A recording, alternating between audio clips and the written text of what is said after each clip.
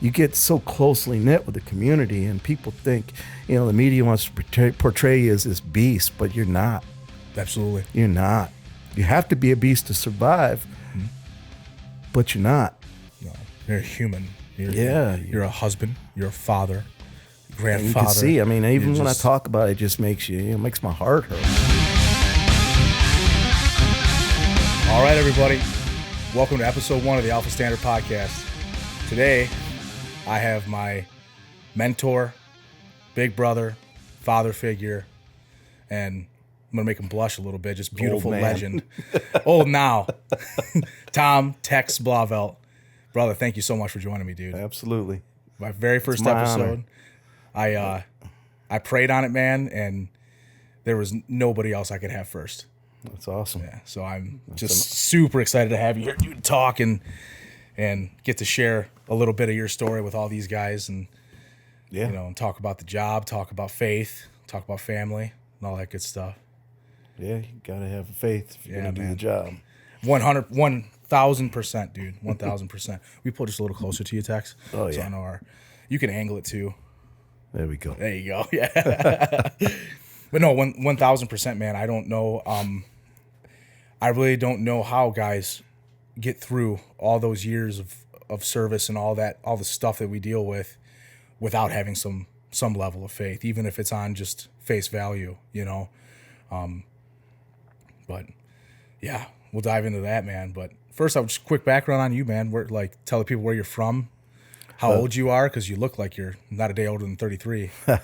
Well, just to correct you, you never get through it. Yeah, it's with you till you die. That is absolutely and probably true, and after that. But I'm 62, and I'm just a regular guy. That's the thing people need to understand most. I am just a regular guy.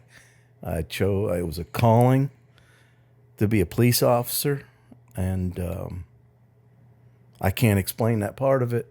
It just happened. I just saw that it was something I needed to do. Absolutely. Yeah, something I needed to do. And where'd you start? Down in Houston. Houston Police. Took me 2 years to get on the job. What year was that? Your first year on the job? I started in 92 down in Houston. 92, man. Yeah. Wild time in law enforcement too, right? Insane. Yeah, that's one of the LA riots, 92, right? Yeah, close. I think one of them or something. There's so much that happened in the early 90s, but so Houston, Texas, from here in Michigan, from Detroit, Michigan, went down to Houston, Texas. Came back home. How many years in Houston? 3 years in Houston. All patrol there, right? Yes. All right. All patrol. And took me forever to come back home.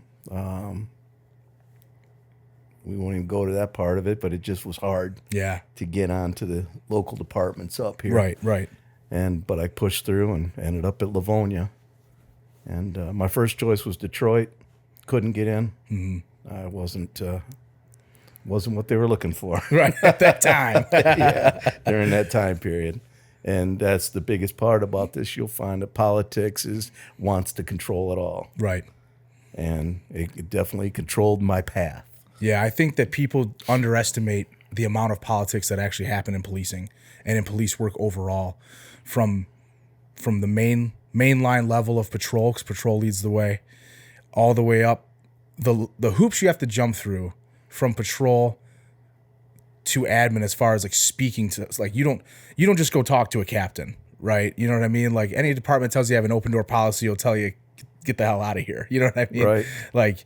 You got your sergeant, lieutenant, you're on a shift level, and that's who you deal with, and then they're kind of your buffer between the administration and yourself, and depending on how those relationships work out, and what kind of officer that department's looking for versus the kind of officer you are, and then for the most part, morals and ethics will always play a role. I think that policing in general, depending on where you work, not every shoe's a good fit, right? You know what I mean? Exactly. We worked together for 5 years, and you were with that department for 26 years? 25. 25 total with And them? not a day more. Yeah, that's right. I left my family. Absolutely. It was my family time. Yeah. And I wouldn't have stayed a day more. And I don't understand guys that do. Yeah. No, that's a good point. I don't get it either. You know? You've given your whole life. My family gave. Yeah. I can handle it. My family didn't get the calling. Right. They're That's a the great ones point. they're the ones that gave. I didn't give. That's a I great did what point, I was man. called to do, and I loved it. That's a beautiful perspective, brother. Like, I think that you're truthfully, I've never heard anybody put it that way before.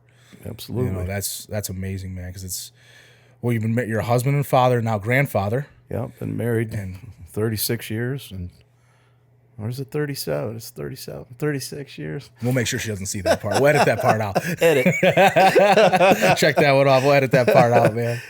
Yeah, I've got 2 boys, and they were 4 and 5 when I started this, when I got hired in Houston, and I've got 2 grandchildren, so 2 beautiful grandchildren, and I got a beautiful daughter-in-law. Yeah. Both grandchildren in sports, jiu-jitsu. Your grandson is turning into a little dynamo, which is awesome to see. Oh, yeah. That's so awesome, man. It's so what people don't understand is I'm pushing him hard in this journey because mental health can only be achieved by being able to control your inner person. Absolutely, man. Your self-talk. And it's if you don't have your kids in some type of martial arts, you should.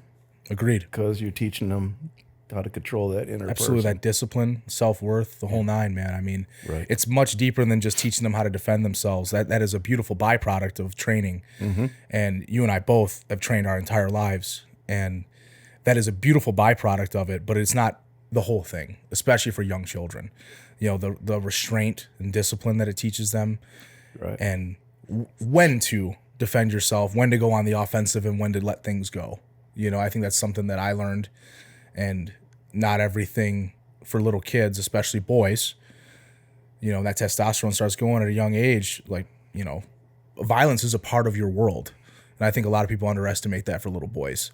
There's a constant pressure and there's always a pecking order, right? You know, and little boys get into that age range where it's like, you know, the toughest kid on the schoolyard. They start to figure that out, you know, and every child is built different. Some guys develop that younger and some develop it older. I developed it as I got older.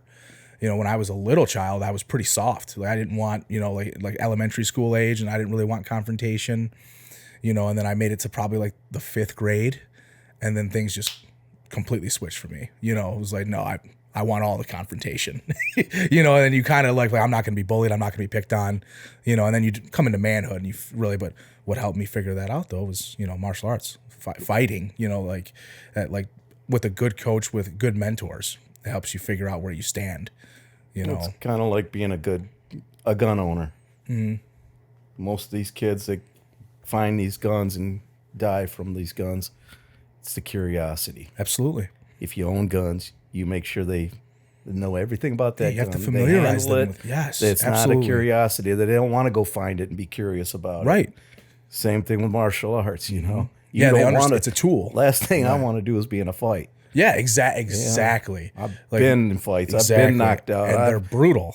Got an ugly face because of all Right. these years of doing that Yeah. stupid stuff. Shoulders don't work right. I Yeah. like, you know, I mean, hands are jacked. You know what I mean? Right. Like, you name it. It's respect. Any level, yeah, like the level of injuries that come from violent confrontation, people underestimate. They think there's something cute in Hollywood about it, and it's not.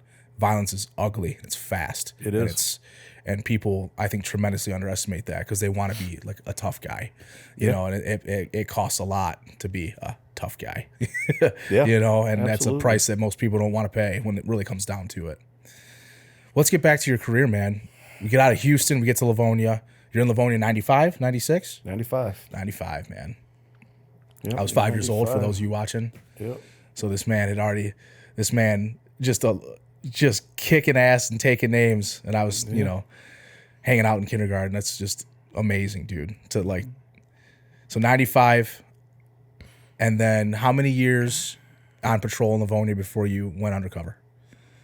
2. That's awesome. 2. Yeah. Yeah.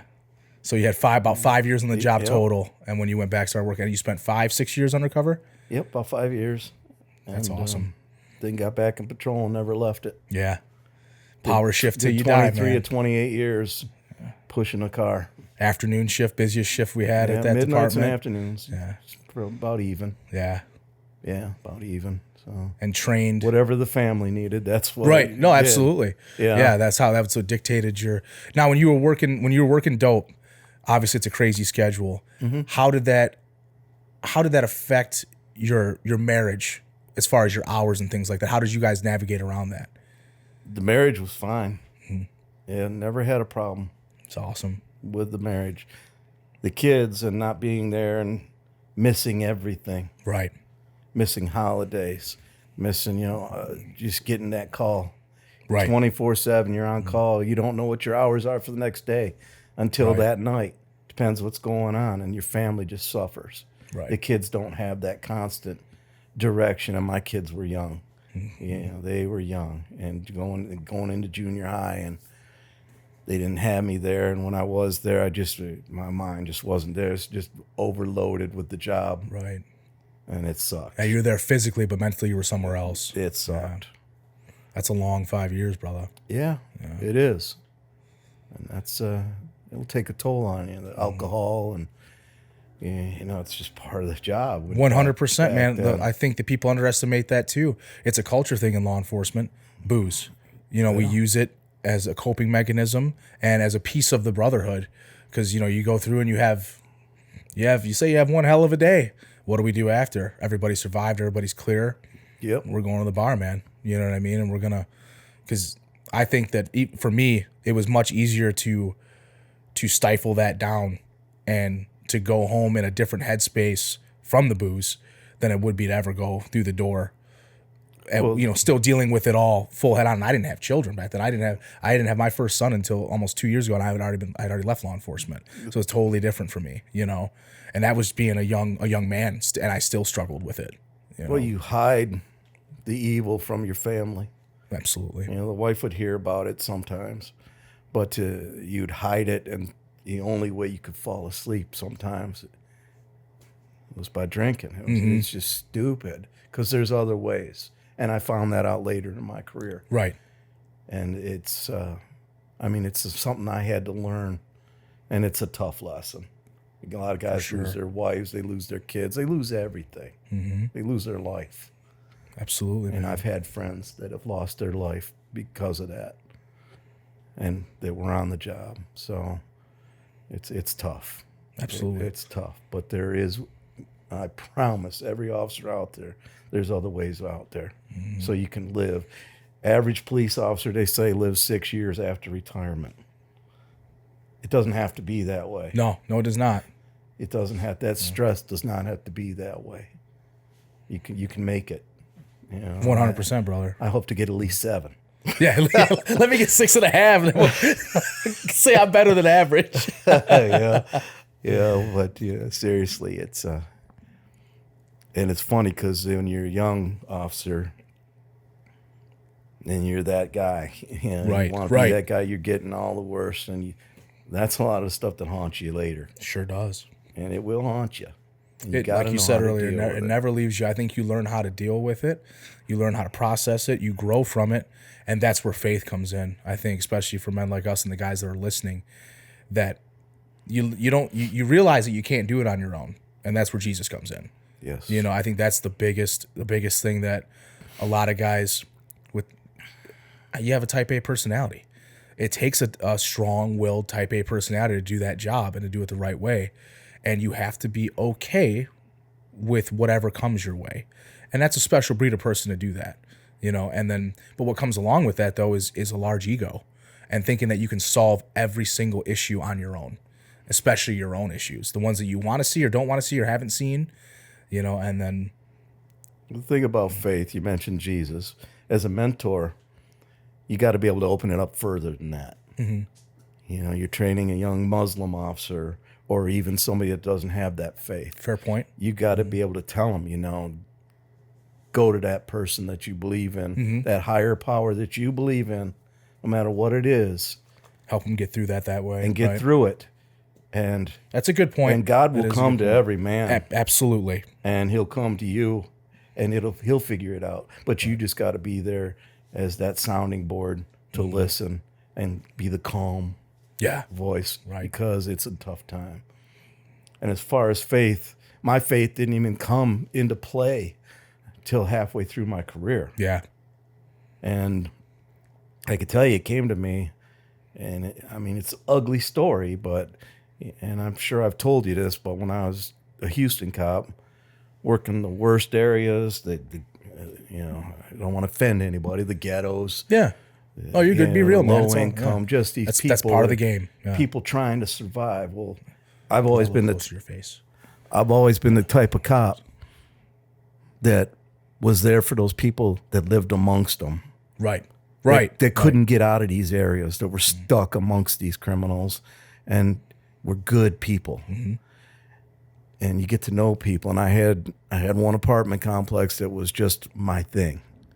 And a couple things happened. There was a special ed guy that they allowed him to wear a security uniform, make him feel like he was somebody. Yeah. Well, I came around. There was a shooting one night, and I came around the corner, and there he is, lying dead. Like gangbangers. Yep. See that uniform? They don't care. It's just some special ed guy. Yep. They saw a uniform. They shot him in the head. Senseless violence, man. So the same apartment complex, another shooting, got a call of a shooting, and I'm, of course, the first one there because it's my baby, and I love this complex. I love these individual people. Yeah, you get to know these people on a personal level, and you see them day after day. I had dinner at some of their houses. I was invited into some of their houses for dinner. This is real community policing. A lot of cops wouldn't take that. No, you're right. There's a lot of guys that draw a line and they won't cross it, and they won't let themselves go. Yes, they won't. Exactly. They won't show the personal side, the human side, right, too much. They might tell them their first name or something. That's about as far as they'll go. But like stopping in and little lady's making some homemade whatever she's making, and she's like, please come join us, and you're like, absolutely. Yeah. That's a much deeper level of what I think people have missed the mark on community policing. Like you're actually embedding yourself in the community, not making videos and dancing and doing all this other. You're like, these people know you. That was me. Community policing was me. 1,000%. I want to get to that too. I know you know me. Yeah. So I spent time learning from you, like how to embed myself with the business owners and the residents, and even the people like in the hotels that weren't causing problems, but they had information because they just wanted to be left alone. Yeah. How to really police the streets. I learned all that from you, and you did that by example. When you got in that car, you didn't have to talk about it. You just did it. Your shift showed, and like it was so much deeper than this. Oh, let's go shop with a cop, and all that stuff's great. Don't get me wrong. Anything we can do to bridge the gap, you know what I mean? Because like these kids are being told that, like that we're the enemy, and we're not, right? But anything we can do to bridge the gap, I agree with to a certain extent. But at the end of the day, you got to be willing to get out of your car and speak to these business owners and speak to these residents on a personal level, not just like I'm Officer so-and-so and I'm here to help. Like they got to get to know Tex, they got to get to know Mario. And when they do that, it changes everything, Well, it was the incident that happened in this apartment complex that changed me, drew me closer to my faith. Mm-hmm. It drew me closer to my faith many years later. I get the call shooting, and it's in an apartment. It's on the second floor. I remember it like it was today. And picture windows broken out, and do the quick peek. That's what you do. You do that quick peek to see what's in there. You're waiting for backup, and I couldn't, because when I did the quick peek, I see a 6-year-old girl sitting on her mother's lap. Her mother didn't have a head. Yeah. And her dad is laying dead on the floor with a shotgun blast to the chest. Murder-suicide. And I remember kicking that door open and walking over to this girl, not knowing she didn't speak English, Spanish only, and which I sucked in. I tried. Right, best you can. But that little girl reached up for me. But before she did that, she was trying to put her mom's head back together. And she was covered in brains, and I could see where the little girl had come crawling through the living room, scared, crawled past her dad, because she crawled through the brains. And now she's sitting there trying to put mom's head back on. And I held that little girl, And I went outside, and that's all I remember that scene. Now, fast forward. Here I am in Livonia, and I my mentor, Paul Wood, God rest his soul, he's not with us any longer. He tells me, he's like, I want you to get part of this CISM group, crisis intervention. Yeah. I want you, he said, you have a servant's heart, whether you know it or not. I've been watching you. Paul was a devout Catholic, strong Christian, and he was running the program by himself. I thought, why is this one guy handling all these officers' mental health? Right. And it wasn't a Right. big deal. And next thing you know, I'm in charge of the chaplains program, and I'm taking it over, Paul, because he's retiring. And there's a lot of training with this through the Michigan Crisis Response Association. You have to be certified, because if these officers come talk to you, if you're part of that group and you have the certification, whatever they tell you, you can't testify against them in court. Right. Yeah, it's almost like what's the word I'm looking for? Like you have a doctor's oath with them almost, where it's kind of it's just like an attorney confidentiality. or a preacher. It's they're confiding in you, and it can't, and nor should it be used against them. Right. And that's where a lot of departments miss the mark. But we'll get to all that. But so I at this conference, spending the weekend up in some 4-H camp, like you're 10 years old in the camp, and they're just bringing back memory after memory of all the hundreds of dead bodies I've seen and crap. And I had been haunted by this little girl. 3-4 times a week, I'd wake up thinking about this little girl. And there's this one guy that I don't remember his name, sorry, but he was very impressive, the speaker. And after that night, because we all stayed there, everybody's out drinking by the fire, and I'm right. I said, listen, you got 5 minutes? And because he said something and it kind of struck to me, and I told him about these nightmares I have in this little girl, and he's like, well, what happened to that little girl? He's like, you're having these nightmares. What happened to that little girl? He's like, you're missing that piece. I said, I'm not sure. He's like, do you have somebody to call? I'm like, yeah, I got an old partner I can call. No, guys. So I called. Right. And they're like, you held on to that little girl they were able to get a hold of family, and an aunt showed up, and the ambulance cleaned her all up, and they turned her over to the aunt, and she was safe. That nightmare went away. It went away. Yeah. And gave you a little piece of closure. So I'm talking to Paul Wood about this. I'm like, this is like a miracle. Yeah. This nightmare I've had for years, and I'm still dealing with all these other dead bodies, dead kids, mom screams, all this stuff every week, all the time. Piling effect of it, the trauma's over and over and over again. And I'm telling Paul, I'm like, we were talking about religion and everything, and he said, I don't want to quote him wrong. I got it on my phone here. Yeah, pull it up, man. Because I keep it. Because we were talking about, I said, I don't think these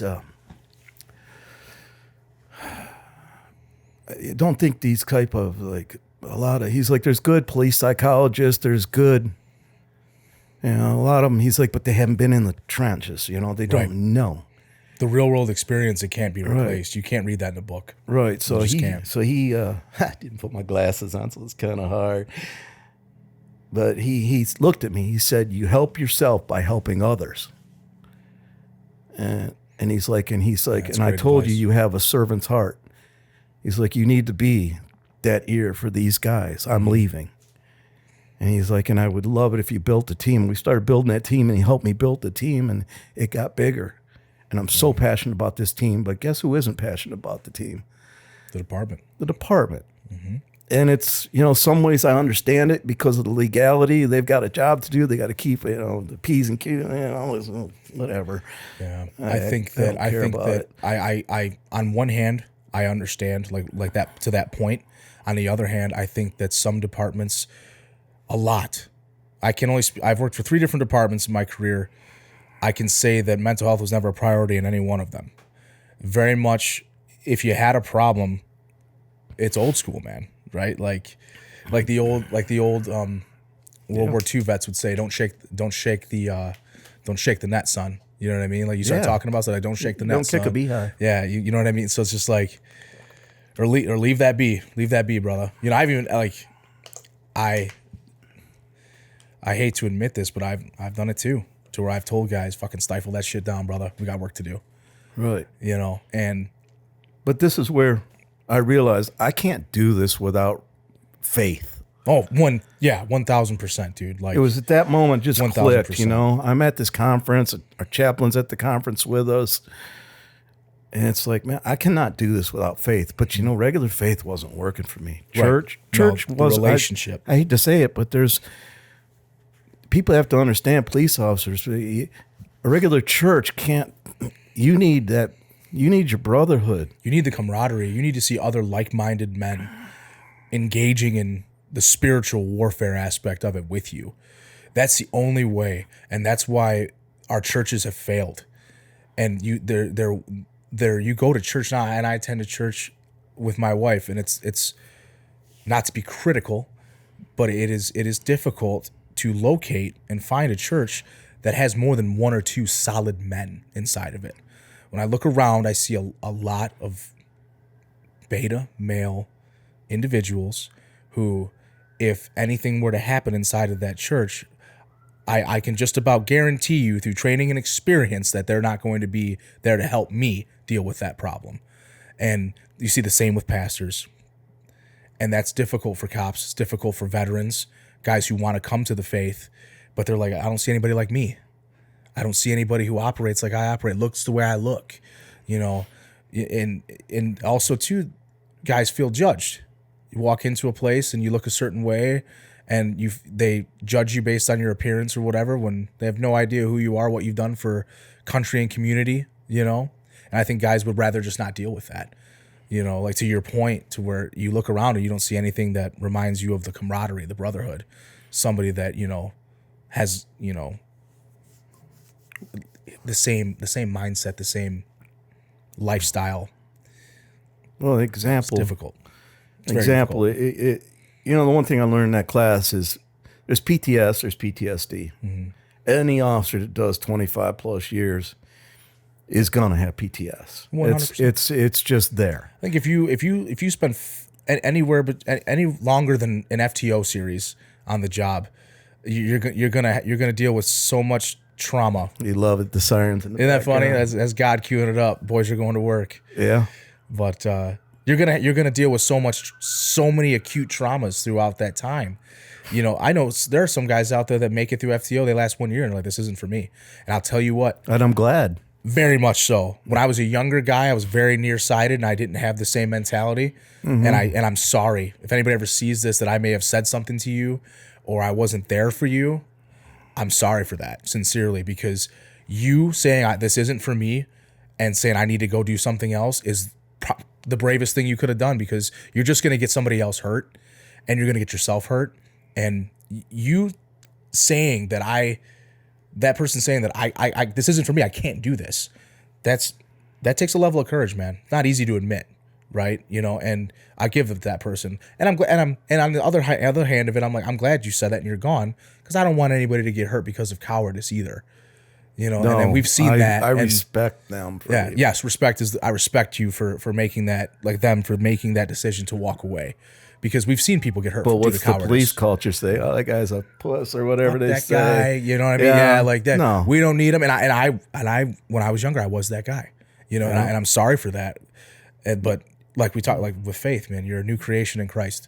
At some point, when He makes it to you, it changes you. It's changed me tremendously. You know, I still have the warrior's edge, but I'm more understanding of people. You know, and I'm less quick to judge them for things like that. You know, especially men. We're critical of each other, as we should be, you know, but yeah, I respect them for saying this ain't for me, man. I got to go. I mean, this conversation could take 3 years. Oh goodness. We could talk. Yeah, literally. I mean, it's hours upon hours, man.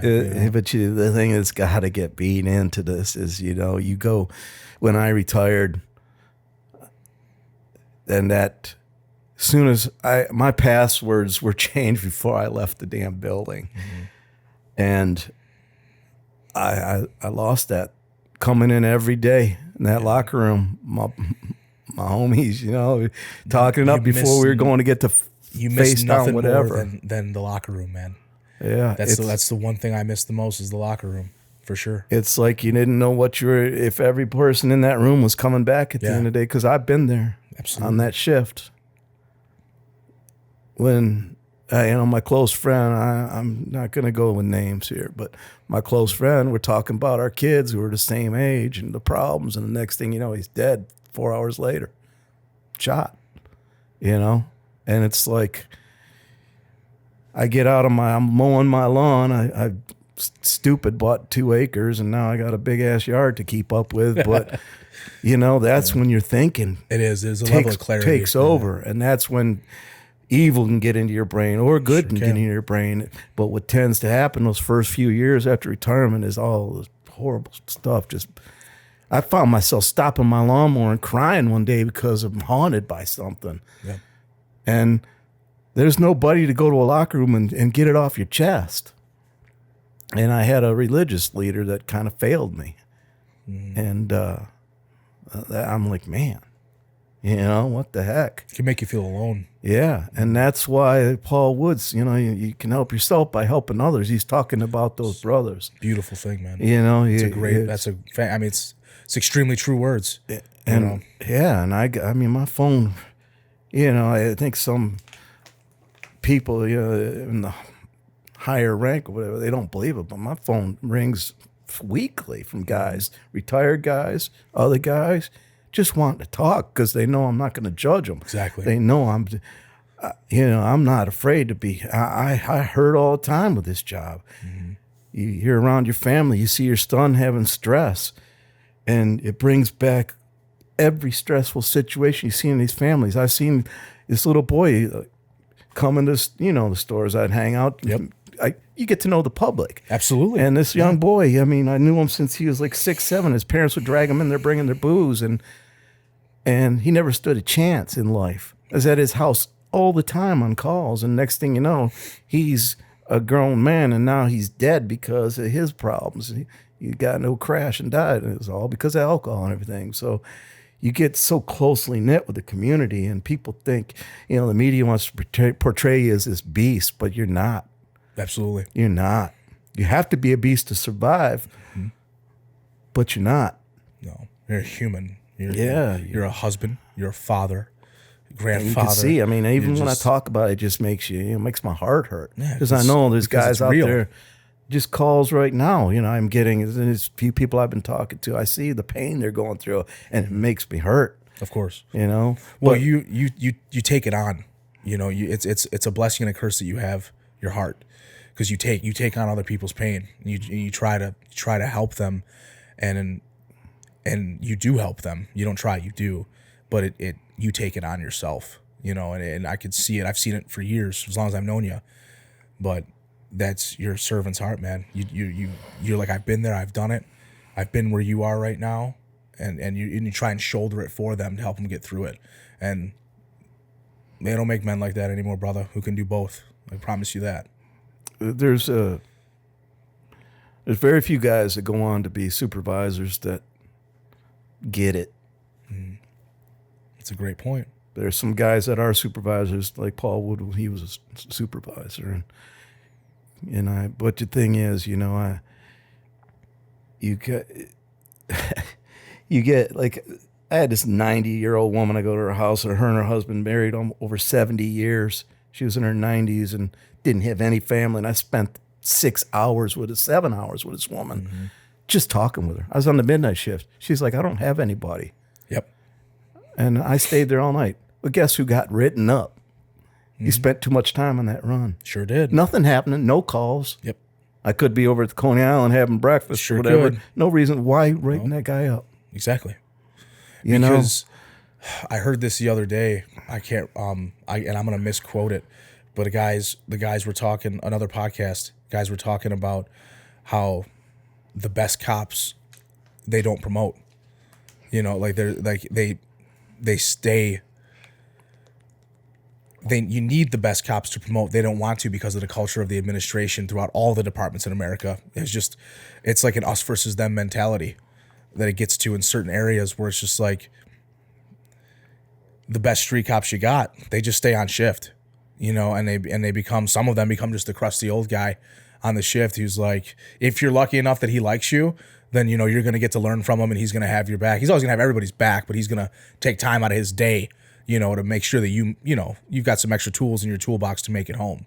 But they don't promote because they're like, well, fuck them. I've done everything. I've given my life to this place, to this profession. And all they've done is just beat me down with write-ups and performance reviews that because this guy writes more tickets than that guy, he's a better officer. And all these different things that just beat these guys down mentally and emotionally on top of what you deal with on the job. And they wonder why guys are so disgruntled with, 5, 6, 7 years on the job.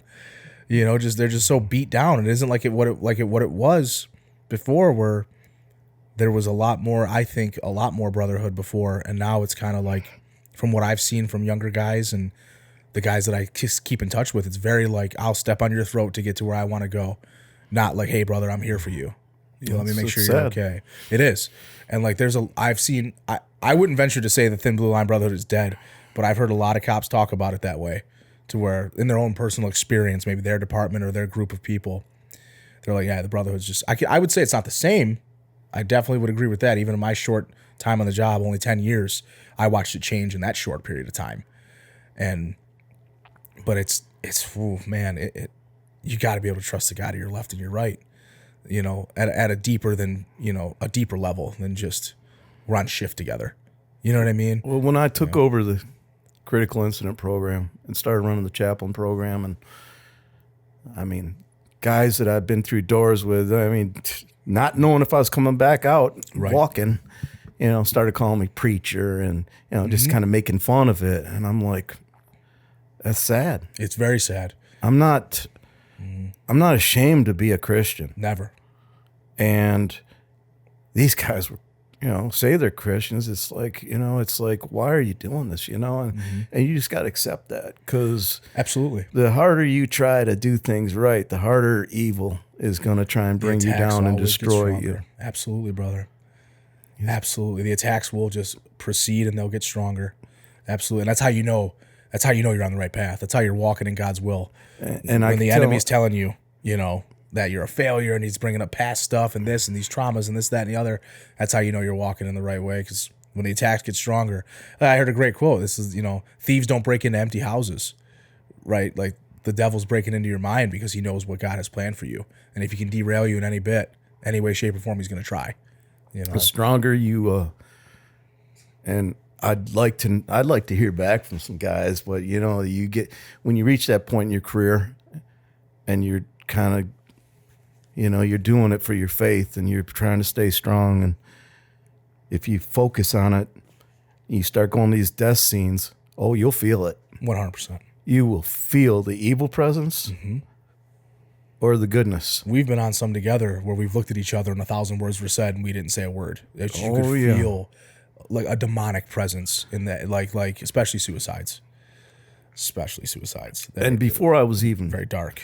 Yeah. Before I was really into my faith, I remember this girl jumped from, well, she might have been pushed, but we don't know that. Yeah, right. She fell about 10 floors in an apartment complex in Houston, and I was actually getting ready to eat some garbage food sitting in my patrol car and had pulled into this parking lot, and I heard a noise. It was her bouncing in the grass. Yeah, so I was there, like. Oh, man. And I run over there and I look, and there's a 12-inch hole in the ground in the shape of a body, and she bounced in and had bounced out. But, man, as I stood over her, I felt something like go through me. Yeah. I'm like, what was that? I felt like there was a cold breeze, but there was no breeze. No. It was just some evilness, and there's so much evil. And when that people darkness. are giving police officers, all this hatred towards police officers and stuff, any idea how much evilness they have to see in so many different levels every single day of their career? It's indescribable. Like you said, we could talk for days, and we could talk for days just on the bad stuff. Not even the good stuff. You know, there's some good stuff too. It's just few and far between. You know, but it keeps you. It'll keep you motivated. It'll keep you. It's like God sending you a little reminder as to why you're sacrificing. You know, like you said, what your family sacrifices for. You know, the reason you're put here to do this for the time that you did it. But yeah, no, that evil presence is very real, man. Especially on suicides. I felt it several times, and I mean, you and I have prayed over people together with people doing death notifications. Those are some of the hardest things you'll ever have to do. You were a champion of them, and I commend you so much for it, because there were times where even I was in the room with you, just listening to you speak, and I had to fight back tears. I didn't even know these people, you know, but you could feel what was taken from them, and you could feel that after you had given them that horrible news, your words of encouragement and faith were spoken in such a way that it was so real that, like, it wasn't you know, you weren't reading a script. You know what I mean? Like, you genuinely cared for this stranger in their time of need, and like it like me being on, like, standing there next to you would bring like a level of emotion, like, man, and then in some of those moments you felt the warmth. You know, you felt God's presence in some of those where it was just like, here we are, and you don't have to think about, like, did you ever have to think about what to say, or did, like, just the Holy Spirit just speak through you? It was one of those things where it's just like you never had a. I never saw you mince any words. That's why I wanted to ask. I'd said a prayer before I went in the house. Absolutely. Or on the scene. Right. I know. Those weren't my words. I always said, "Hey, this is," you know. And I used to take. I treated you guys like my kids, man. Always. And I didn't want you to. If I could limit you guys from seeing these scenes, I would either want to be the one that went with you. I didn't care where it was in the city. I wanted to be there with you, or I'd take it from you, because sad, but I had a gift of dealing with this kind of stuff. You know, and I don't know why I say it's sad. It's probably because you could see I get shaky just talking about it, and that's the PTS. But it's. I can remember scenes where one woman, her entire family, there were 30 people in, her husband, she just found out her husband was dead. And she didn't want to hold anybody's hand but mine. Yeah. Yeah. After I got to speaking to her and the family, and she's like, no, please sit with me. And she only wanted me, and she did not want me to go. Yeah. She just felt safe. Yes. She had lost a person that was her protector, and she felt safe, you know, because you either can stand there like a robot, this stoic robot creature, or you can open your heart. You can cry with these people if it makes you want to cry. You know, absolutely. I see a dead baby or a dead kid. You know, that's going to bring a tear to my eye. Yeah, those are the worst possible things that I've personally ever experienced with those scenes. And like you said, you don't forget them. You can see their faces. You remember what the room smelled like. You don't forget any smells. Yeah, no, and some of them are. Yeah, some of them stand out for different reasons, but you gotta. If I can stress enough to these officers out there, man, is you gotta open your heart, man. I had this little 4-year-old that died from the flu, and the family was distraught. But the thing that caught my eye was his 14-year-old brother. It's freezing cold. It's January, and I see this kid walking around in shorts, a t-shirt, and boots, and he's walking circles around the block. And I'm thinking, okay, is there a special ed kid here? What's going on? And they're like, that's his brother. And I'm like, then why the hell is no one with this kid? Right. So I walked this block. I walked that block probably 50 times with that kid. You know, got him a coat and stayed with him. And it's like, you got to open up your heart. Because man, this is a very human job. Everything can't just be black and white. And if you don't, you ain't gonna make it. And you're gonna be one of those guys that only makes it 6 years because you're gonna have so much crap in your head. And you gotta hit it straight on. You gotta be part of it. You gotta deal with it. You gotta process it. Just like they're grieving, you gotta grieve with them. Absolutely, man. You gotta talk about it. You know, and you gotta get these things off your chest too. You know, a lot of guys stifle it down, compartmentalize, and move on until it blows up. You know, and everybody has their blow up a little different way. Unfortunately, we see a lot of guys take their own lives because they just compartmentalize over and over and over and over and over again until they reach that point to where, you know, the devil gets in and those whispers become screams. I had a rookie, and I love her dearly to this day, and she knows who she is because. we had a scene where a woman lost her husband. And I mean, the guy's sitting there dead. And I look over, and she's across the room holding the wife's hand. Mm-hmm. And she thought I was going to be upset with her. And she's like, did I do the right thing? You know, I'm like, you did exactly. You did an amazing job. Exactly what I expect from every person I train. That's what she needed. Yeah, that was, you did it. You stepped up and you gave that woman exactly what she needed in that moment. You gave her a piece of your heart. Yeah. And that's the day I knew I could never not love this rookie. Yeah. You know, she just became a daughter to me at that day, that moment. And, you know, I'll always have her back. Yeah, share that connection. And you had to see that she wasn't afraid to just step up and do what she felt was right. Even though she thought maybe it might get her in trouble, she was like, I knew that it was the right thing to do, and she did it. And but for those retiring guys, you know, these are the moments. These are the bonds you build. Mm-hmm. And the minute you walk out that door, there's a few. Change. They'll check on you. People, you'll hear from people, but you don't see. It's like leaving your family. It's like going to war. You know, they're gone. Mm-hmm. They're not there with you anymore. They got their own lives. You don't.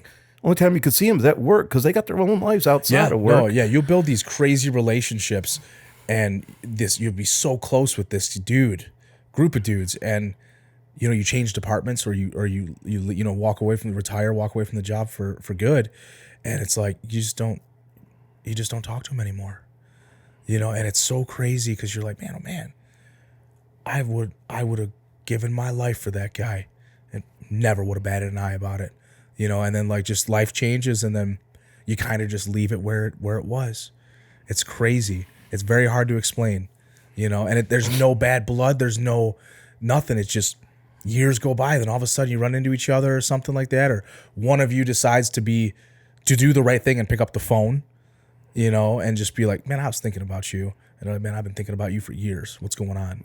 You know, the thing is, if you're living your life right and you're dedicating yourself to the right thing, it won't be you picking up that phone. It'll be God, because that other person on that other end of the line, they need to hear from you. Yeah, and it's not you saying, "Oh, why don't you give this person a call?" No, your calling never ends. Yeah. And that's what I said in the beginning here. It doesn't end at the end of your career. You're part of this. Never stops. It's to the day you die and beyond. 100%, brother. You swear that oath, and you live it, love it, and breathe it, and it is what you were put here to do. Never leaves you, and it gives you a great blessing to be able to give back to other people with it too, and especially to be able to give back doing stuff like this, because this will reach people that have no idea who Tex is, but they do now, you know, and they'll get to resonate with your story and with how you've handled these things. You just don't know who needs to hear the words you're saying today. You know what I'm saying? If you lead your life with faith and you believe, answers will come, peace will come. The finding out that little girl was okay, that peace came. And that didn't happen until I started trying to, you know, run the chaplain program and stuff. Right. God gave me that peace. I didn't have that peace. Yeah. You know, it's like it was a young kid in Houston. I rode with Tony, and he really funny. Really, I worked in Little Vietnam there in Houston. It was just, it was crazy. Yeah. And he was Vietnamese. And so, of course, he had to teach me all the bad words. Right. That's what when he got out of the academy, when your partner's off there, you didn't have the same days. So when your partner's off, you could have somebody fill in, ride with you. So a lot of times guys out of the academy, I'd have them ride with me, and Tony was one of those guys. Well, he was at his parents' convenience store, and he had his badge on the counter and his gun just sitting over there, and robbery came in, and they shot Tony in the head and killed him. And for years, I didn't, man. It just bothered me. I love Tony, man. He was just a funny kid. And I was in Livonia now, and I wasn't around him anymore. So I'm at one of these conferences, trying to become a better person to help young officers and officers from all over and families. The cops put it on, and if you know anything about the cops organization, it's a lot of the families that have lost their officer.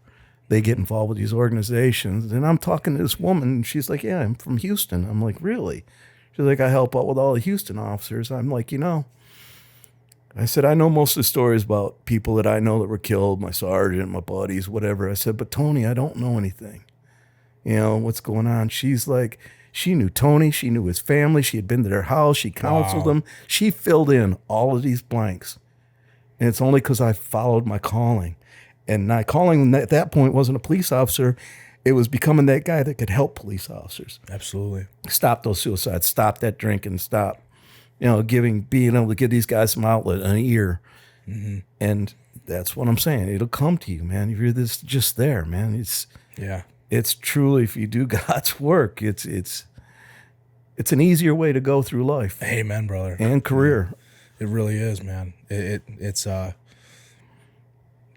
almost inexplainable, But yeah, operating in your faith and truly listening, like listening when, like, taking God's correction and listening, submitting to it, and actually doing what he's telling you to do. It's life-changing. It's just, you truly become a new creation in Christ, man. Like it's impossible to explain. It's just, you don't look at the world the same way. You don't look at, it's everything. It's just different for the better. You just learn how to operate. It's emotional. It's hard to explain, man. You just have a different outlook on life, a different appreciation for it, And I think for me personally, it's helped me deal with my traumas. You know what I mean? And also learn that you can't bleed on somebody who didn't cut you. Don't let the things that have happened to you bleed into your marriage, bleed onto your children, because it's not their fault. And don't take it out on them because they're just there and they caught you at a bad time. Well, I don't believe in bad days, man, only bad moments. You can't let any 5-minute interaction ruin the next 24 hours and let that bleed onto your family. You gotta leave the alcohol alone.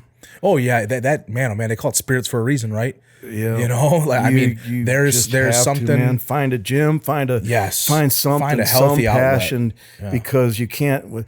Once you have that first drink, the words coming out of your mouth are no longer your words. Yeah, it can change, especially when you're drinking for the wrong reasons. When you try to drink those problems away, you just wake up with the same problems, a few added ones from the night before, and a hangover. And some of those things are irreversible decisions in a bottle. You can make one bad decision off a night on the booze, and it'll change your life or somebody else's life forever. And it's and these, I mean, there's a lot of guys. I mean, you step out of the marriage, do all these things, and you got to remember at the end of the career, that's all you're gonna have. Yeah, man. Your wife. I'm glad you said that. Your wife is going to be there by your side. I say my side because my wife's always been there for me. Absolutely. And she understands. Mm-hmm. She knows when to give me that space. And because the only reason she does is because we've talked about this. Absolutely, communication, man. If she doesn't know. Like yesterday, I had a horribly stressful day yesterday. And the problem with stress is it comes in the forms of, it triggers things in you. And if you see your kid failing at something, they don't understand, they're failing, but they don't understand that how many families have you gone? You get to know these families and all of a sudden there's a suicide, or, you just see these families destroyed, the fighting. You see how bad it is from your career. Yeah. And now you're seeing it in your own child. And that makes you hurt. I can only imagine. It makes you hurt so bad because it's got to go through its motions. Mm-hmm. And you just pray nobody takes it to that level that no return. Right. They can make it out the other side of it. Yep. And it's hard. And that gets back to the politics. There's a lot of it. You can't. Democrat, Republican, I don't give a shit what you are, man. Mm-hmm. You got to give these officers a break, man. Everything seems you're just one of the pawns, man. Right. If they can make police brutality an issue just to win an election, they're gonna. Sure are, brother. And here you are as a police officer trying to be a good person and try and save people's lives and help people to their darkest moments. And your head is on a swivel because you're afraid some political move or drive has got somebody so angry that they're just going to pull up next to you and shoot you. And it happens. Random acts of violence against officers I mean, I don't know the numbers, but my gosh, man, they're 100 times worse. How many times in your career until like really post 2014, post Ferguson, did we hear about a guy getting ambushed on a catalytic converter call or something like that? You know what I mean? Or like when Dallas happened. And when Dallas happened, that was brutal. And what you did was you just took a person that is out there saving people. You took them out of the equation. Sure did. Your words, because you wanted to push something forward, has now taken a warrior out of the element, and they can no longer help society. So you, by saying these police officers are bad at society, you've now made it worse for society because, yeah, there's a percentage of cops that are bad. Always. And in guess any what? profession. And who hates those guys the worst? We do. Other cops. Other cops. It's super simple that people just, it's funny to me that people don't understand that. Nobody hates a dirty cop more than a good cop. You know what I mean? I just don't understand how people fail to see that too. And they lay a blanket statement over the profession. Like I tell people, you ever have a plumber come to your house and do a shitty job, you know, and you had to hire another plumber? You don't hate all plumbers for the rest of your life, right? Right. You had one bad experience with one cop who wrote you a ticket that you felt you didn't deserve, which is usually what it is, right? They're usually pretty minute things. And these people go through the rest of their lives spewing poison about just, oh, you're a police officer, you're a piece of shit. Because, you know, I went to jail for, well, what'd you go to jail for? Well, I was drunk driving, but he didn't need to take me to jail. It's like, well, there's no accountability here either. You know what I mean? Like, you're going to hate an entire profession because of something that you did? Well, they think that you know? take this job to be this evil person. Right. Yeah. And I was laughing about it just today because I'm in retirement. My wife, had a tough career in nursing, got injured really bad. And, I was just laughing because between the two of us, we're making under $100,000 a year. Right. It's like, do you think I took a profession to live with all this madness in my head to not make any kind of money because I just that hateful of a person. I'm out there just to destroy life for 30 years. No, I did it because I was called, man. I know God brought me to this job. He knew I could handle it. He knew I could be there for people. He equipped you with everything you needed to do what you needed to do. Yeah. And I'm very thankful for that. Absolutely, man. I'm very thankful because there's so many guys. I lost a buddy a few years ago. He just, did the job and I don't want to name names, right? Absolutely, yeah. But, a close friend of mine, so close. And when he retired, the alcohol, he didn't have a strong faith. Yeah. He did not have a strong faith. And next thing you know, he's freaking drinking mouthwash and stuff, Oh, goodness, man. And it killed him. That's brutal, bro. Between the booze, and it's like it didn't, it hurt me really bad because A, I didn't know where he was and I couldn't get a hold of him, but there was people that did and didn't tell me. And B, when his dad, who I was close to too, because he brought everybody knew his dad, and his dad looks at me and he said, he called me Tommy. He's like, Tommy, how come there was no program for guys when they retire? It should be standard. Why is there no programs? That's such they lose a tough everything. Question to answer too. They lose all their friends, and I'm looking at his dad, and here I am running this critical instinct group, and I'm like, I don't know, because you're so busy with just dealing with just what you have right there in the department. 100%. All the people trying to hold their marriages together and stuff. Exactly. You're trying to be there for all these guys, and that's why you need a big team, and it has to be a big team of guys that are there just for the other guys. Yeah. And those will be the guys that had the worst time on the job politically and with administration. Absolutely. Yeah. Because they want the ticket writers, the producers, the guys, It's always a big game. I don't care if a guy's got a suspended license. Yeah, right. I know. I don't give a... I don't give a... Yeah, no. And these are the things gosh, we could have a whole podcast on that. Just the business of the police, of policing, and, but... It's a joke. It is a joke. We're put here to do a job. Is that type of enforcement part of the job? Sure. But it is not everything. It's not, and a good example of that is I get this kid. He's 12 years old at the time. He was out of control.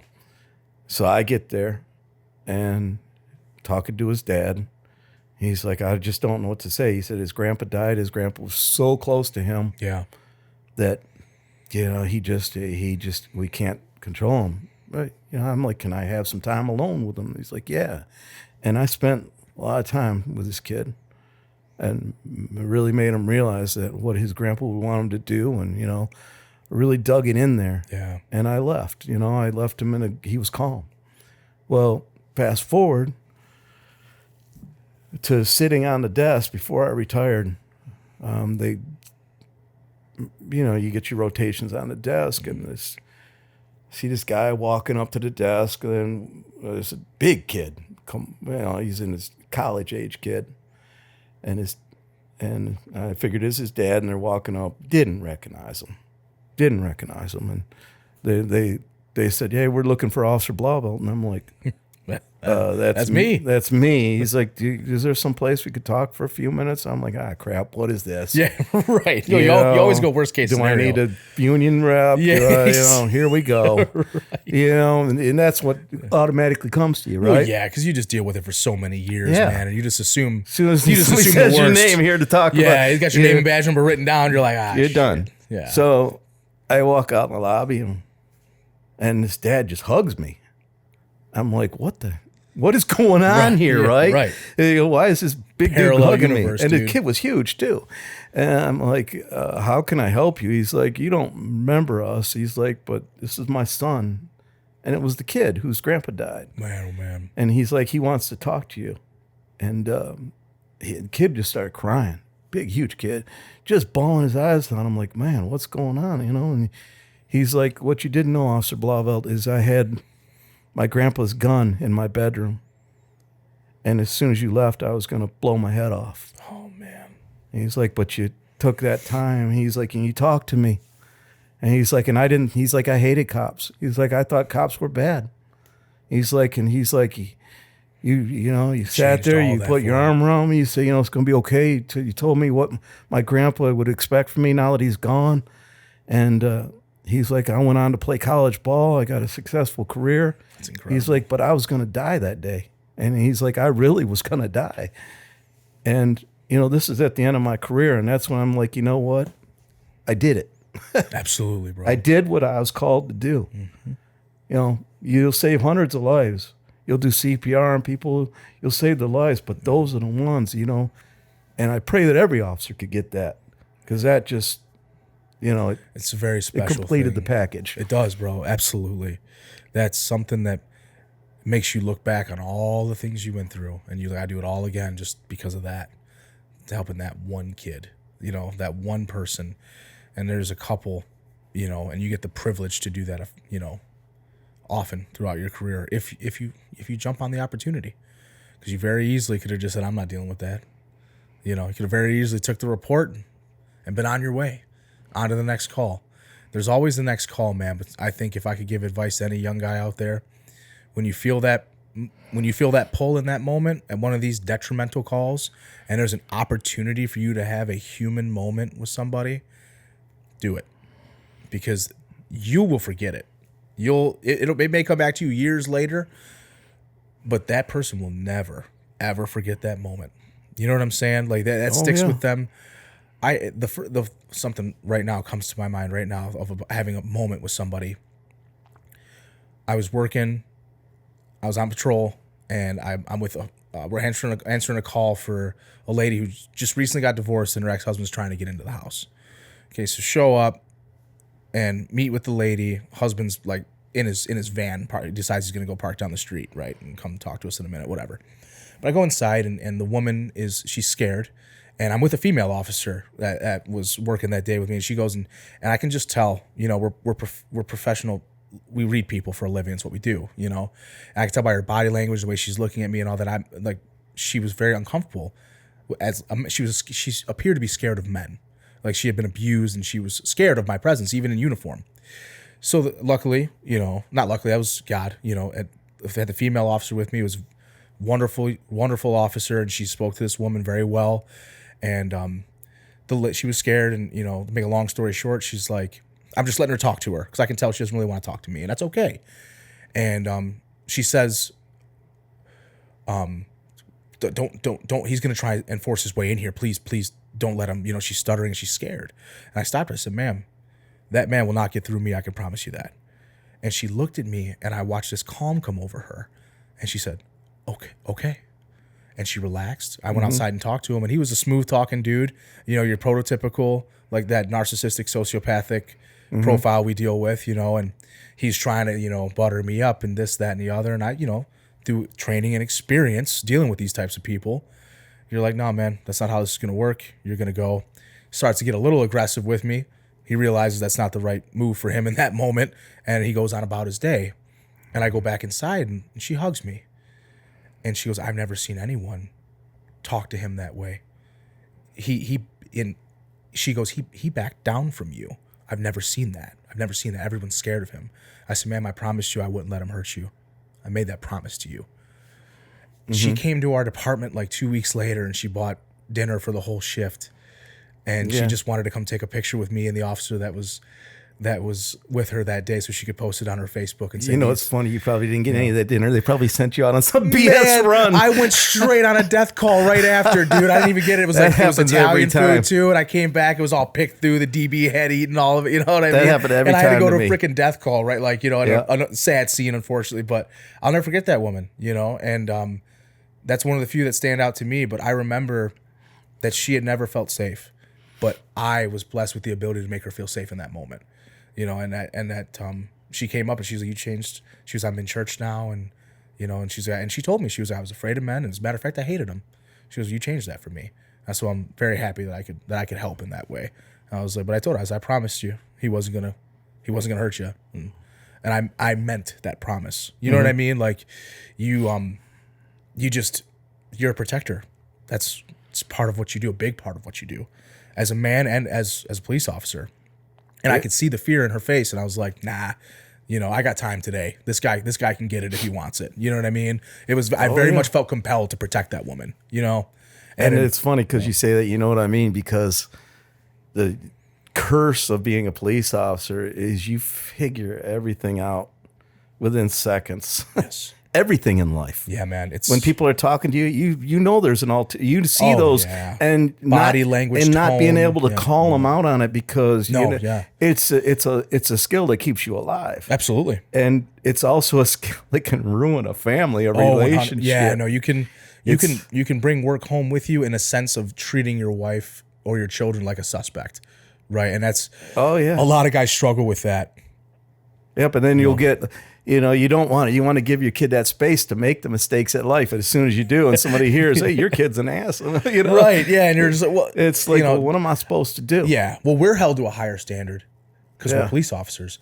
He's a boy. Yeah. He's not at that higher standard yet. You didn't make mistakes when you were 12, 13, 14, 15, 16, 17, 18, 19, 20. We still make mistakes. You know what I mean? But like, they're not I'm held to the higher standard. I'm his father. He's still got to have room to grow. You know what I mean? There's not a more powerful job in this world, I don't think, than being a police officer, because you can change people's. Yeah, you do have my son. His skateboarding career. All of his buddies, they do the street skate and they show up at these spots, and it was to the point where I'd see all kids I knew they skate, and I'd go there when they left, and I'd pick up their trash. Yeah. So that people wouldn't talk bad about these skateboarders. And it got to the point where, we started building that relationship, and there were so many skateboarders that had a different outlook on cops because of me. For sure. No, you have that ability, that opportunity to change things. Only responsible to show up in that roll call. When you walk out of that door and turn the keys in that car, it's your day. You're going to get heat if you're not out there stopping cars and writing them tickets. Of course you are. Right. But you got 8, 12, whatever hours it is to make a difference in this world and do whatever you want. And when you start doing it in the right context and not just wanting to, because there's times in your careers where you'll want to go out there and just mess with people just because you're pissed for some stupid reason. Oh, yeah. And then it'll click in, you're human. No, for sure. But, the majority of the time, it's a fun, you could really live. It can be extremely rewarding, it's difficult. I always tell people when they ask me, like, I'll meet new people, especially in business now. I'm a big part of running my business is meeting new people all the time. And they'll ask me, if they start like, what'd you do before? Da da da. You know, how long you been in business? Blah blah blah. And I was a police officer. You know, and they're like, oh man, you know. And they'll ask me something about it, and I usually just tell them, I'm like, the quickest synopsis I can give you is it was the best and worst times of my life. That's the best way I can describe it, because I wouldn't trade it for anything.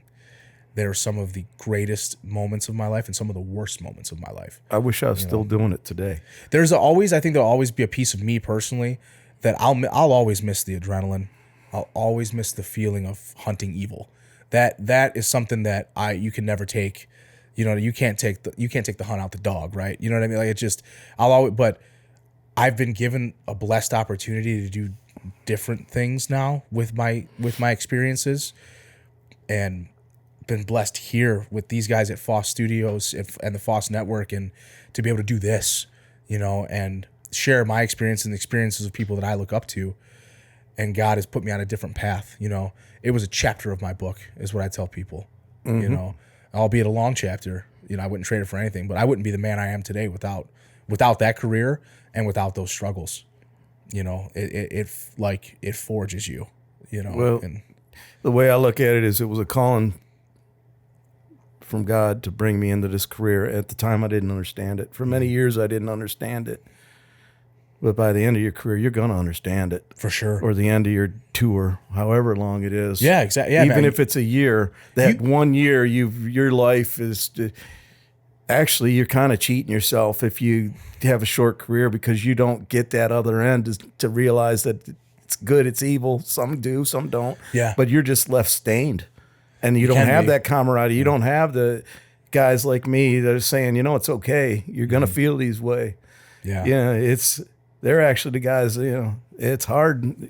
It's hard at every point of it. It is, man. It is. Like, you get, I think that guys, if you give any portion of your life to it, thank you for it. You know what I mean? Yeah, like, yeah. I commend them for it, whether it be a year, whether it be, 40 years. I commend you and thank you for it. I think that law enforcement in my time, I can see the generational differences, right? From when you started versus when I started versus now, and all the things that have happened.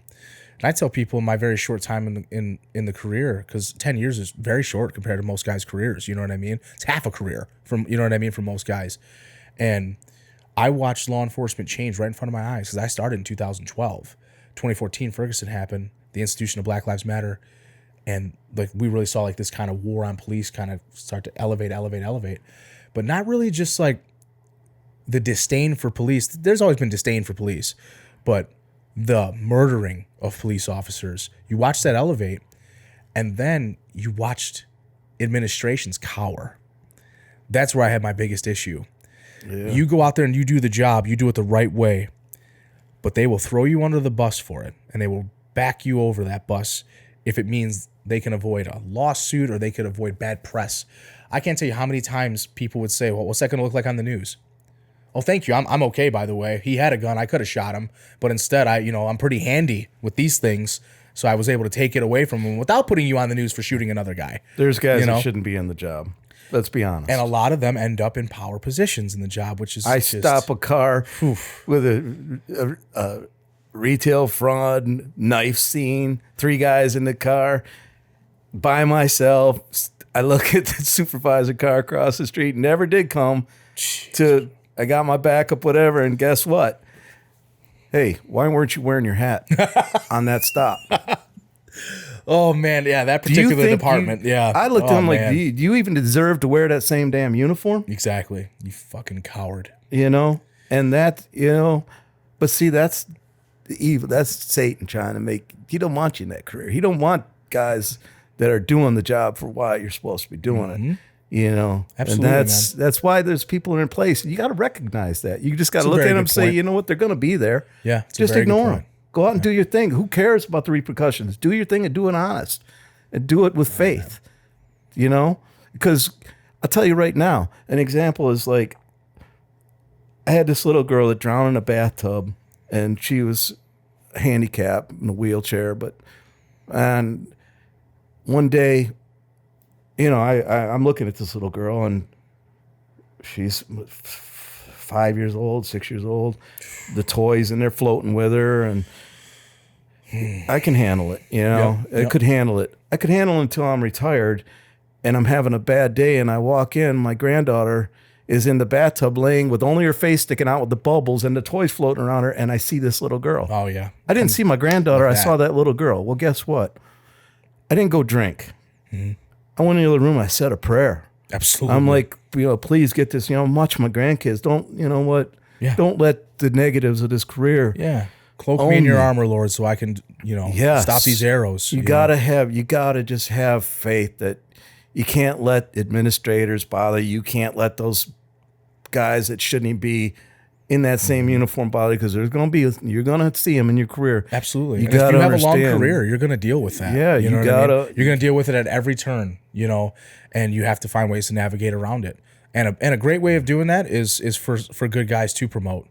Scotty, he recently promoted. He's a sergeant now. Is he? That guy, he was like you. I'll never promote. I'm a street cop, been in every specialized unit in law enforcement. I'm glad he did. He promoted because he's like, you know what? These guys, he's looking around. He's been on the job 20 years now. He's looking around. He's like, there's nobody to lead these guys. I remember being on the phone with him, and he's trying to talk. I'm in the process of convincing him to come on the show. And I told him you were coming on. I think that got him. But guess what? His career just got harder. Sure did. But I'll tell you what, he's a vessel for those guys, man. I met some of the guys. But the more he's a vessel for the guys, the harder his career 100%. And I'll tell you what, we were talking about it on the phone. First, he calls me, and he's just like, we're talking. And he's like, man, I don't know if I want to do it. And I said, brother, God put this on you for a reason. You have to do it. You already know the answer. You didn't call me. You didn't call me to give you the answer. You know it. You knew that I was going to confirm it for you. I said, God put that on your plate, and He's like, this is now your calling. I need you to move on and lead these men now. You can't just be the senior guy in the shift coming out of the fugitive unit with all that wealth of experience and knowledge. Takes a test, boom, aces the oral, and he's been written up for. I mean, my goodness, right? That guy's done real police work, and he's paid for it with days in the street and all. And he's not loved by admin, but he was undeniable. He aced everything. Now he's a sergeant on the shift. He's aiming to be lieutenant so he can run his own shift. But I met some of his guys that came out for Sean Urban's 40th birthday party. We all met down and were having beers with these dudes. And I told them, and these are good young cops. I'm talking, these guys got 2 years on. Young guys, right? And they look up to him, and I'm like, that's awesome. And I told him, I said, listen, you've got one of the last OG street goons here, boys. Take advantage of that knowledge. This guy will always lead you in the right direction, And they're like, man, I never want to leave his shift. I was like, take advantage of it while you have him, dude, because he's one of the last ones. Leading your career by faith doesn't mean you're a coward. No, God, no. I think it's the opposite. It's the opposite. It makes you stronger. Being a warrior of Christ. I would walk into any situation because I knew if I didn't walk out, I knew where I was going. If I did 100%. walk out, and you know what? You have peace in that. And the thing is, the difference is I could go from a violent fight and fighting with somebody to being cool with them, like we're talking it's right business. now. It's business, not personal. That's what faith does. You don't have that faith, you're gonna be like, fuck that asshole, It's business, man. It's not personal. Everybody's, and you can't live like that. It'll destroy you inside. No, you have to, and that's another thing special about cops. You have to be able to do that. You got to be able to turn it on, turn it off, turn it on, turn it off, and you do got to realize that it's not personal. You know what I mean? Have cops ran into personal issues? Absolutely. That happens. But usually when they're trying to get away from you, or even if they're trying to fucking kill you, it's usually not personal. You don't know them. They don't know you. It's just a simple fact that you're in that uniform. You're the threat to their freedom. And it's like, all right, here we go. It's just another day, baby. I was telling the wife yesterday, it's kind of, in my head, I'm laughing about it. We're sick individuals. To do this job, you're stupid. You got to be a level of demented. Sick. There's no doubt about it. I think we've done a pretty good job in this conversation of not letting our dark humor take over too much. Because there were times where I'm looking, I'm like, I could say something. Oh man, you could switch this whole conversation. Oh yeah, but 100%. We're driving home from my grandkids' flag football game, and I'm like, you see that red roof in there? She's like, yeah, M5. I'm like, that's where I picked up the girl. I said I just left her dad's house, where he's laying dead, been stabbed over 50 times by this girl. And then she took ketchup and mustard out of the fridge and covered his entire body with ketchup and mustard. And I said, they're like, yeah, we had this girl check in. She's covered in blood. And so we get the call, and Hills went there, and it was my job to go pick her up and bring her back to the station. Yeah. And she's just sitting in my back seat, just smiling. We're talking about cartoons and stuff. And She just committed a homicide. yeah. But Yep. she was mentally ill. Oh yeah. No, there's So something else who going am on I there. to be like, oh, you're going down, you know? Yeah, I no, know. No, it is what it is. it's God's job to judge her, not It mine. is what it is, man. Not mine. I'm making the transport. You know what I mean? That's Yeah. it. Yeah, it's no, for sure, man. I mean, I can say on the other hand, there's other people. I'm like, they didn't get that same. You know? Oh no, for sure. Yeah, there's a time and a place where there's a little, maybe extracurricular is not the right term, but It's when the a little bit moments of- where you're drinking and you're heavily and you're not living a good life and you're not going to be a good cop well, if you're doing that. it's very hard to. I'll say two things here. One is something my wife taught me when I first met her. She told me that you cannot fill someone else's cup if yours is empty. And two, one thing that I experienced is that if you develop a hatred for yourself, you hate the man in the mirror, that will bleed onto your job as a cop. Because I went through that. When you make it to that dark place and it's very easy to become just cold and callous to people for no reason at all. And you gotta beat that. You gotta fight against that.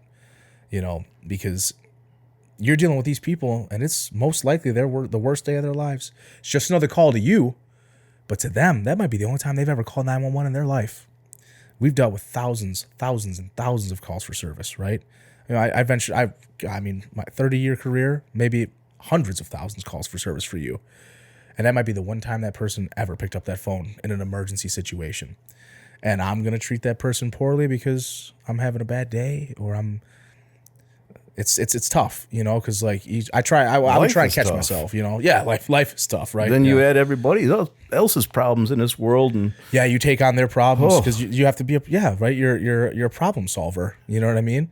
And you take on and it's easy to shoulder all those people's problems too, and think about them later or da.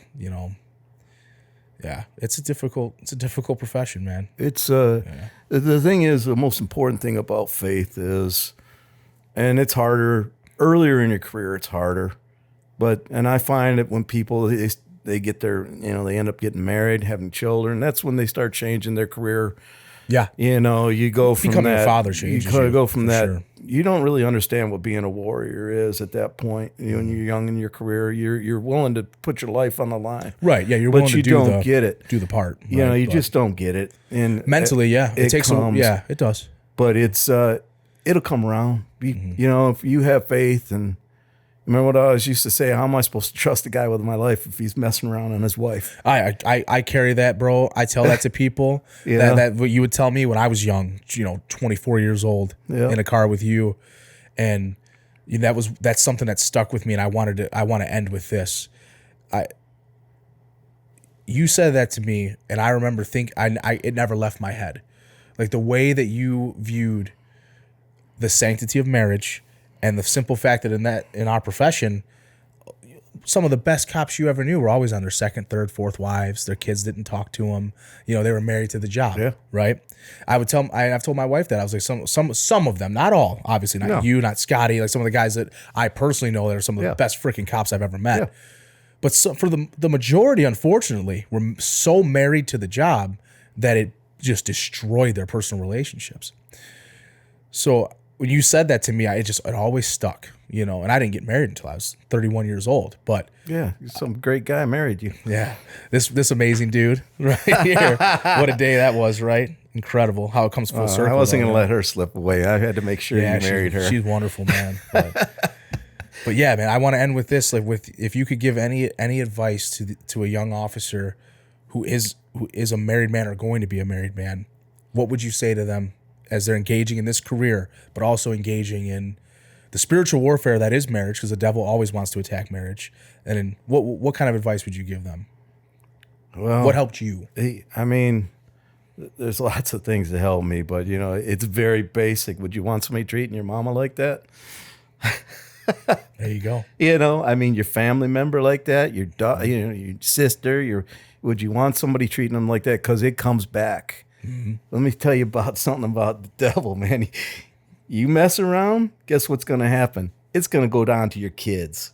It doesn't stop. Yeah, the attacks. It's a tumbleweed. Yeah, absolutely. All that you think you're getting away with all this negative stuff. Yeah, you're not. For sure. And God will not be mocked. Yeah, you can't play both sides. You know? Yep, you can't. And you and I have a very close friend, and we will not say his name here. Yep. Who was on his way out. Yeah, absolutely. Because of negativity. And guess what? He's got a whole new path now. Sure does. And God bless. God is strong. And once you realize that, don't be ashamed of it. No, you have to be bold in your faith. Don't be ashamed of it, man. Like I said, I had people making fun of me because preacher, this and that. But you know what? Those are the guys that were struggling the worst. Mm-hmm. They're laughing at me because their life was so messed up. And Jesus, Jesus said that. You know, people will make fun of you for being. You know, they'll persecute you for being a follower of me. Be glad. You know, be very glad. You know, and learn from everything you can. Learn from every negative thing, because it'll come back. You'll see it again in your own life. You'll see the struggles. You'll see, it'll make you cold. Yeah, I mean, I didn't even cry at my dad's funeral. Mm. You know, I just have that. You are just, you're blocked out to. That's probably the hardest thing with my thing is I can't. I just can't. I just know death happens. Yes, you become comfortable with your own demise. You understand that it's a reality of life. I think being strong in your faith helps that too. You know, but the job will teach you that like you have friends and you unfortunately you do enough time doing this job, you're going to lose people. You know, and you become. I think when you're young, it's like a rock star thing. You know, live fast. You know, alcohol, adrenaline, and women. You know, that's the near death of almost every officer, right? Who doesn't have their priorities straight. You know, and I speak that from experience because that was all my 20s.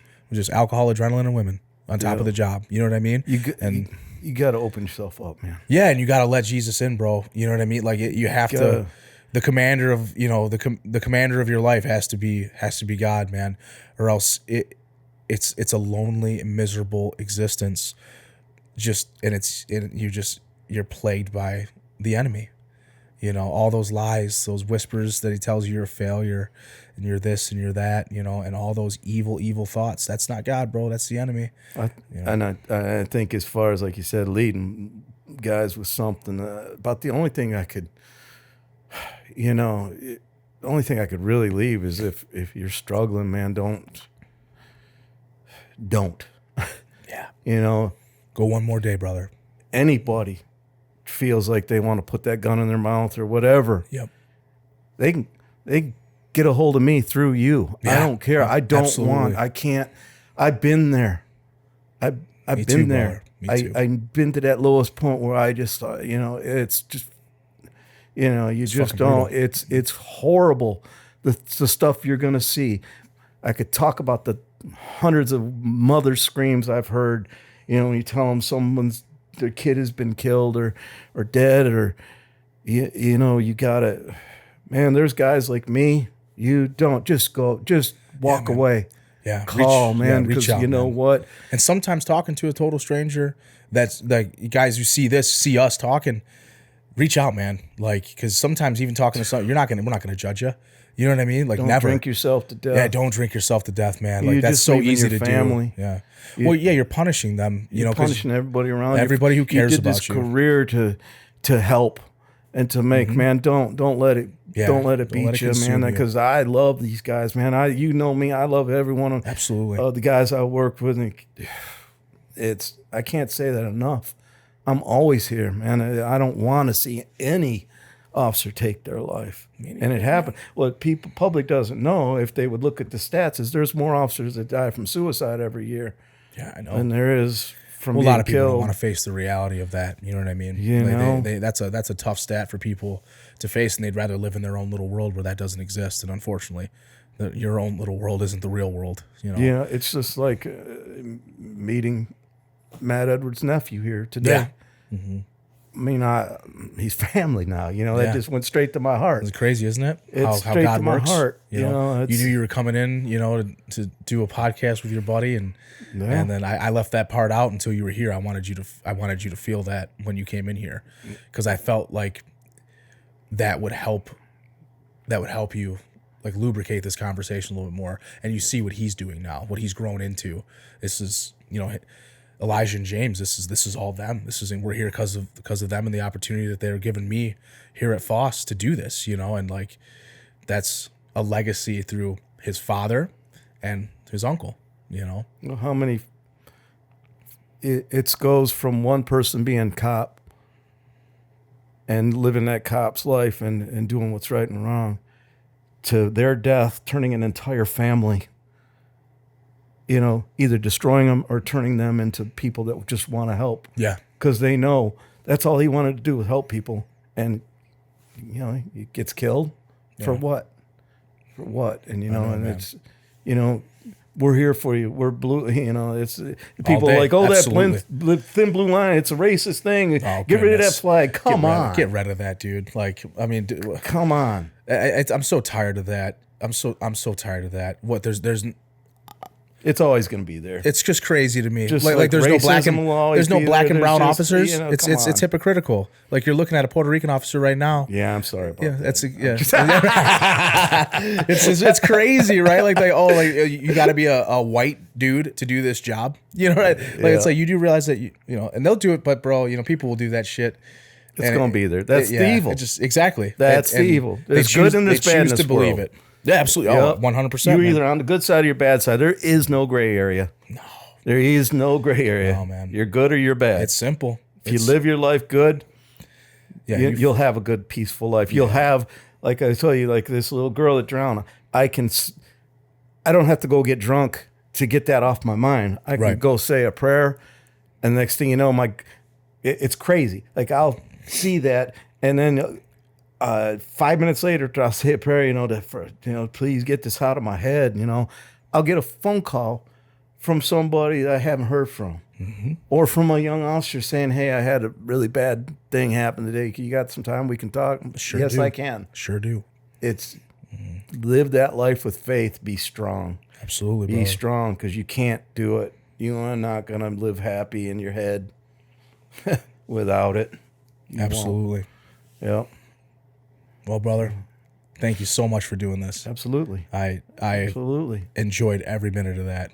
Yeah. I thank you very much for coming out, being the first one. And I thank you, my brother, for everything you've done for me and my family. I would not be here, sitting here, having this conversation with you if it wasn't for the things you've done for me in my life and when I was at my lowest point. Yeah. So I want to say thank you for that. I'm glad I was put in that position. I love you, brother. I love you too, man. Thanks for doing this. All you guys, man. Be safe. Yeah, guys. You see this, please. We're not hard to find.